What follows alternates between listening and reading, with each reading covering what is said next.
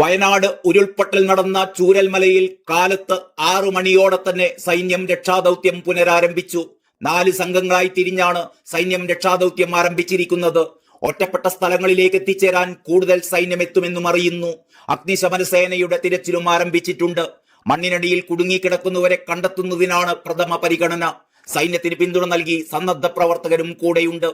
151 പേരുടെ മൃതദേഹങ്ങളാണ് ഇന്നലെ രാത്രി വരെ നടന്ന തിരച്ചിലിൽ കണ്ടെത്താനായത്.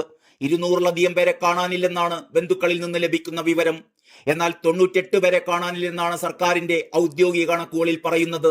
20 മണിക്കൂർ നീണ്ട രക്ഷാദൌത്യം ഇന്നലെ രാത്രിയോടെയാണ് അവസാനിച്ചത്. ദുരിതബാധിതർക്കായി 8 ക്യാമ്പുകൾ ആരംഭിച്ചിട്ടുണ്ട്. 1222 പേരാണ് ക്യാമ്പുകളിൽ കഴിയുന്നത്. രക്ഷാപ്രവർത്തനം ഊർജിതമാക്കുന്നതിനു വേണ്ടി ബെയിലി പാലം നിർമ്മാണത്തിനുള്ള സാമഗ്രികൾ ബംഗളൂരുവിൽ നിന്ന് ഉച്ചയോടെ എത്തുമെന്നാണ് അറിയുന്നത്. ഈ പാലം നിർമ്മിച്ചാൽ രക്ഷാപ്രവർത്തനം വേഗത്തിലാക്കാമെന്ന് റവന്യൂ മന്ത്രി കെ രാജൻ അറിയിച്ചു. വയനാട്ടിലെ ഈ ഉരുൾപൊട്ടലിൽ മുണ്ടക്കൈ എന്ന ഗ്രാമം അപ്പാടെയാണ് ഒലിച്ചുപോയിരിക്കുന്നത്. ദുരന്തത്തിന്റെ ആഘാതം വ്യക്തമാക്കുന്ന ഭയപ്പെടുത്തുന്ന ആകാശ ദൃശ്യങ്ങളാണ് പുറത്തു വന്നുകൊണ്ടിരിക്കുന്നത്. ഇന്നലെ പുലർച്ചെ 2 മണിയോടെയാണ് വയനാട്ടിൽ ഉരുൾപൊട്ടൽ ഉണ്ടായത്. മണ്ണിനടിയിൽപ്പെട്ടവർക്കായി ഉറ്റവർ ആധിയോടെ തെരയുന്ന കാഴ്ചകളാണ് ഇപ്പോഴും.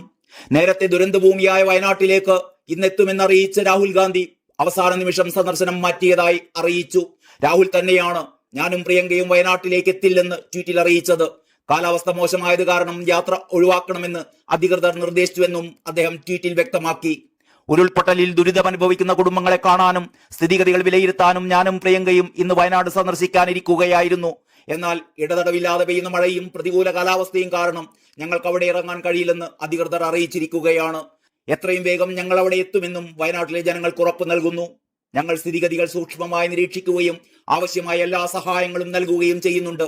ഈ വിഷമഘട്ടത്തിൽ മനസ്സ് വയനാട്ടിലെ ജനങ്ങൾക്കൊപ്പമാണെന്നും അദ്ദേഹം ട്വീറ്റ് ചെയ്തു. സാഹചര്യം അനുകൂലമായാൽ അപ്പോൾ തന്നെ വയനാട്ടിലെത്തുമെന്നും രാഹുൽ ഗാന്ധി വ്യക്തമാക്കുന്നു. News desk Kerala life.